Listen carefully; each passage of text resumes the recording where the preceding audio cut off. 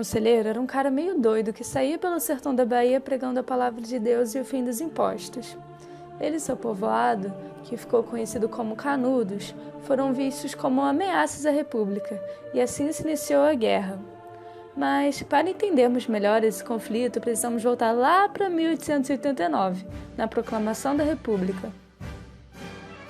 Mesmo o Marechal Deodoro da Fonseca colocando Dom Pedro II de lado e assumindo o poder do Brasil, a República não trouxe transformações efetivas nas condições de vida da população. Os velhos problemas sociais da monarquia continuaram os mesmos. E isso se agrava quando falamos do sertão da Bahia, que vivia uma crise generalizada.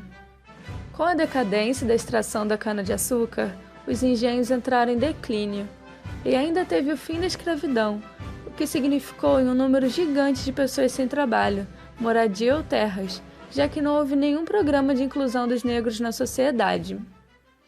O sertão vivia uma seca terrível, o que só aumentou a pobreza da população. Nessa crise toda, começaram a aparecer vários líderes religiosos pregando o fim dos tempos e a salvação divina.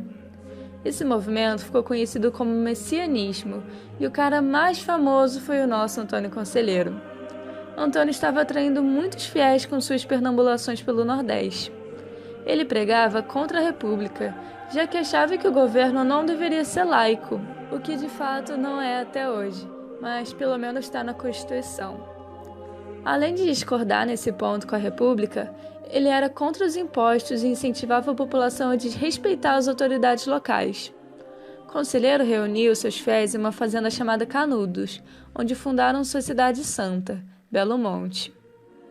Com o tempo, a cidade cresceu bastante, chegando a 25 mil pessoas.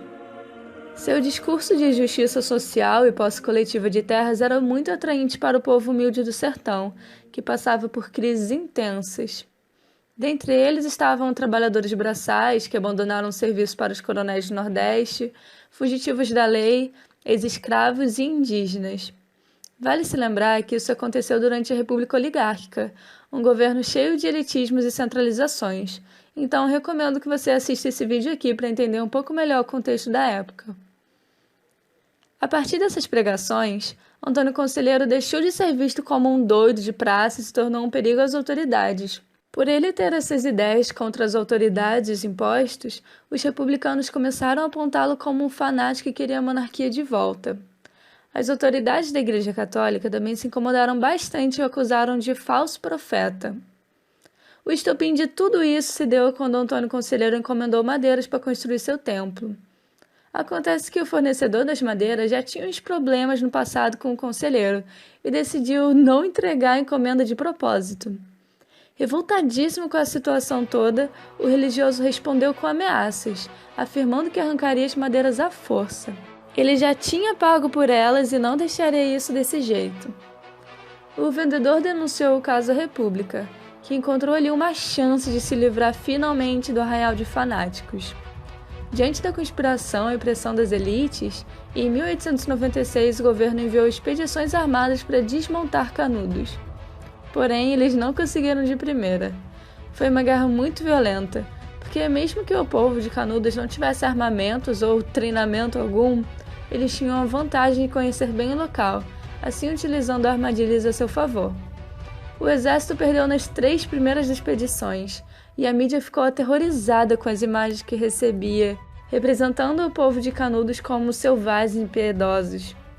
Foram 12 mil soldados enviados para destruir Canudos, e somente na 4ª tentativa alcançaram seu objetivo, destruíram totalmente a comunidade, executando a maior parte dos integrantes de Belo Monte. Esse conflito foi retratado por Euclides da Cunha, um jornalista convidado a cobrir a guerra para um jornal.